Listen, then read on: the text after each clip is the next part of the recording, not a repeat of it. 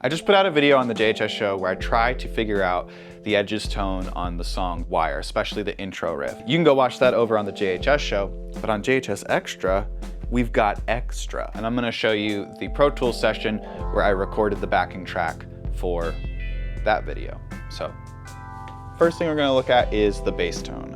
For the bass part, I use the JHS Punchline. Adam Clayton's bass tone for this song is very distorted. It sounds like he's really digging in. The original tone is a little bit brighter because I think his strings are newer than the strings that are on my P bass, but this is what I got. I thought it was pretty close.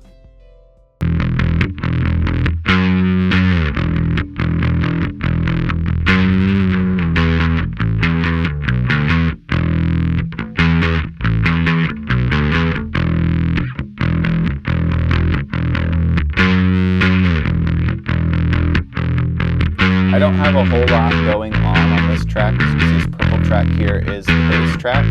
I have no plugins. It's all just the punchline. One of the things I like about this bass track is how it fits in with the rest of the mix. It's pretty distorted, so it helps it pop out.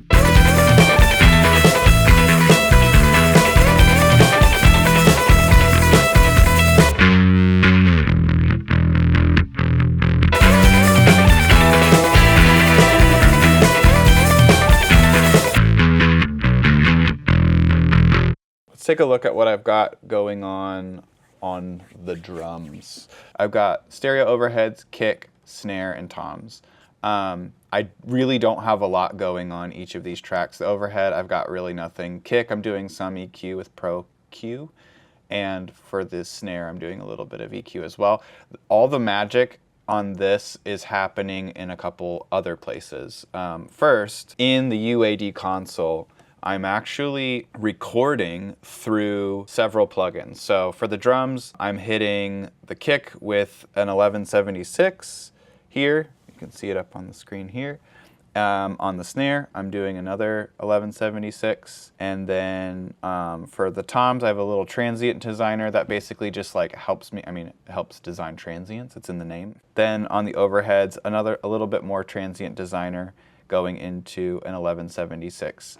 I'm also using this SSL channel strip to EQ the kick, the toms, and the overheads going in. So basically all of these plugins I'm using, I'm actually baking that sound onto the drums. So by the time they get into Pro Tools, they're already cooked a little bit. It's like I kind of prepped them. I got like the meat cooked, and now once I get it into Pro Tools, I can season it.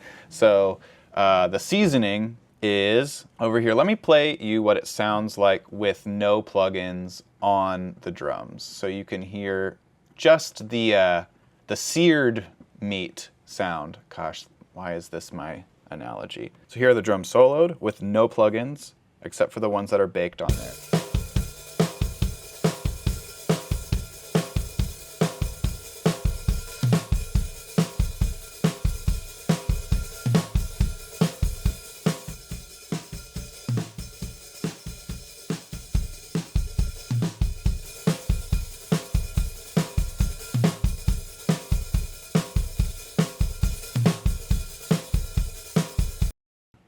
So those are the drums just baked through the plugins from console.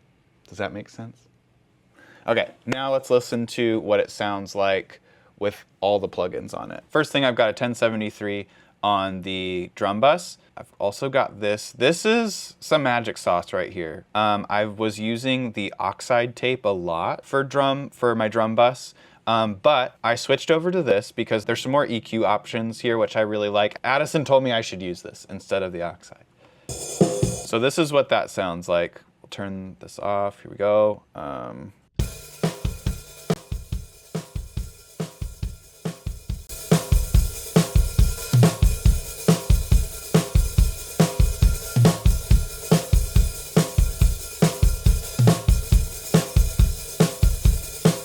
Now I'm gonna play you the drums with all of these various buses and sends. So after the drum bus, I have a few other auxiliary sends that I'm using. I have a snare reverb, which is using a gate, and this AMS kind of gated 80s snare delay sound.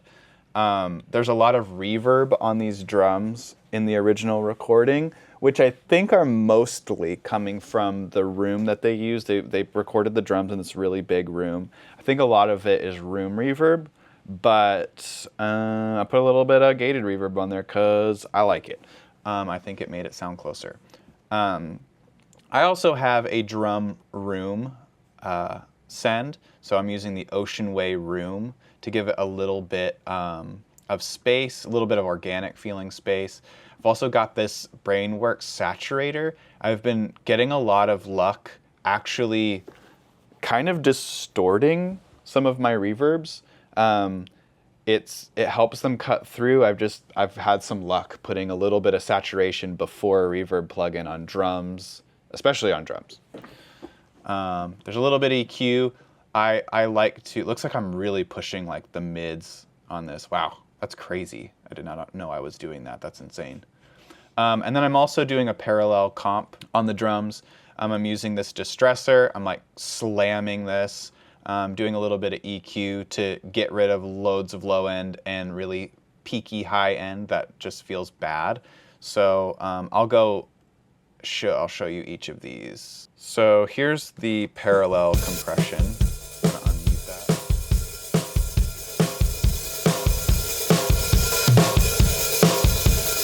And I'm just mixing that in alongside to make it bigger. Drum room and snare verb.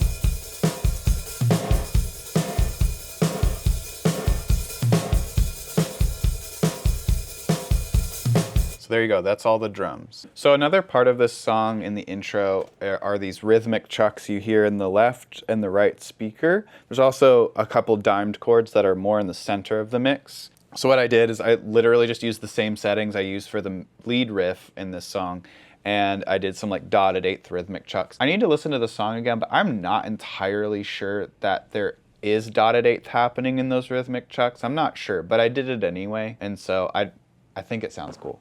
I'm kind of playing them each a little bit off of each other, so it feels a little bit more bouncy, but this is what that sounds like.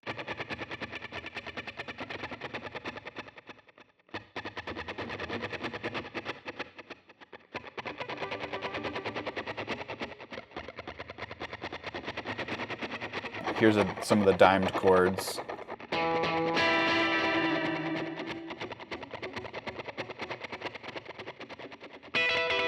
All I'm doing on these tracks is a little bit of EQ. Looks like I'm taking out some low mids. And I'm sending all of the guitars, including the intro riff, into a guitar bus that's hitting an LA2A. It's not doing a lot of peak reduction. To me, it just feels like it's gluing it together a little bit, which is nice. Also, I'm sending the guitar bus to a parallel room reverb.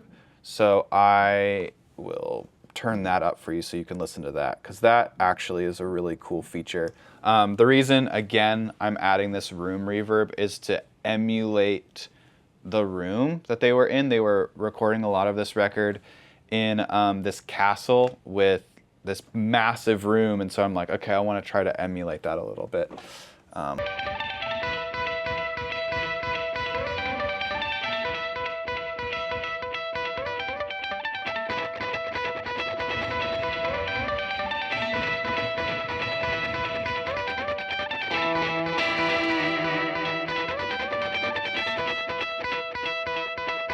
And I'm just mixing that in to taste. It's just blending it in there, but it's there to give some texture and fullness to all the guitar tracks. On the main dotted eighth intro part, I have very little going on. Really wanted to just rely as much as I could on the amp and the pedals to kind of give you as straightforward of a sound as I possibly could. So yeah, a lot of that sound is just coming from the pedals.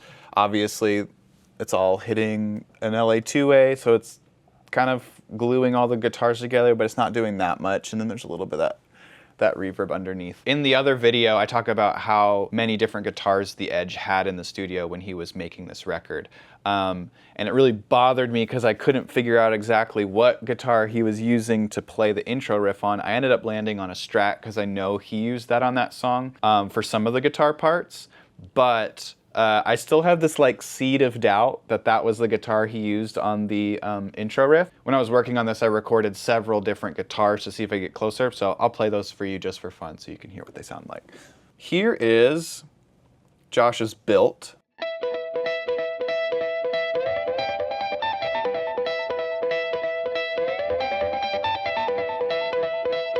It actually sounds really cool. I actually really like this sound a lot. Here's a Les Paul.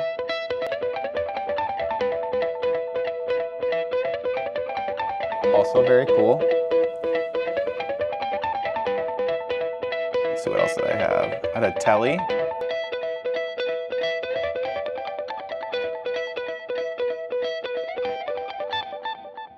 So there's a few extra guitars that I tried. I actually really liked how the Built hollow body sounded. It's that one right there, actually. This guy. If you like this video, let me know if you want to see more stuff like this. I feel like I always walk away from videos that are like this in depth with sessions that I think would be fun to share. So if you like this, hit subscribe and tell your friends about JHS Extra.